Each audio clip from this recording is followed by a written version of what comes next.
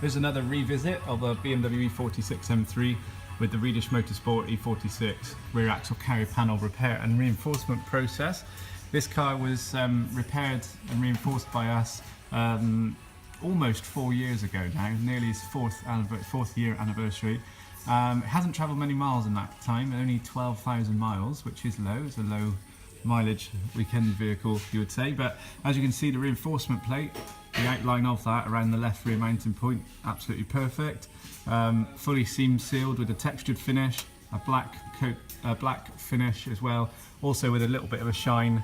I think these were clear coat lacquered back then as well, but I can't see any corrosion around that plate. We've got specks of dirt, and which is those little orangey bits, which are just general mud that's been flicked up underneath the car. We've got some cavity wax here showing that it's coming out over the years as it's been moving. Then looking up at the rest of the panel, you can see that there is a shine to that black paint where it's been obviously clear coated as well. The side panel is obviously got lots of dirt on it now, but I still see no corrosion signs. I see a stitch weld there, another stitch weld here, and no corrosion coming from those areas.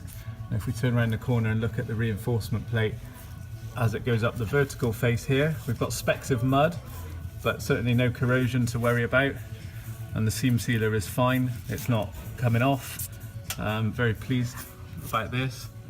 And then there's a seam sealed, thicker seam sealer section all the way down that side where we've carried out plug welds. And then this would be the typical area where the hairline cracks would be.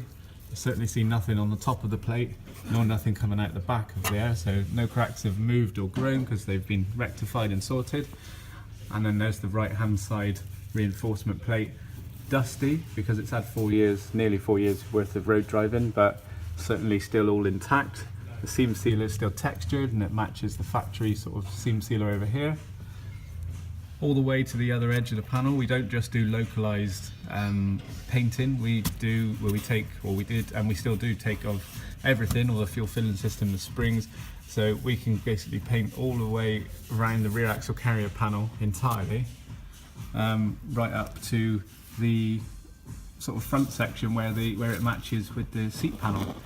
That would be the right front reinforcement plate.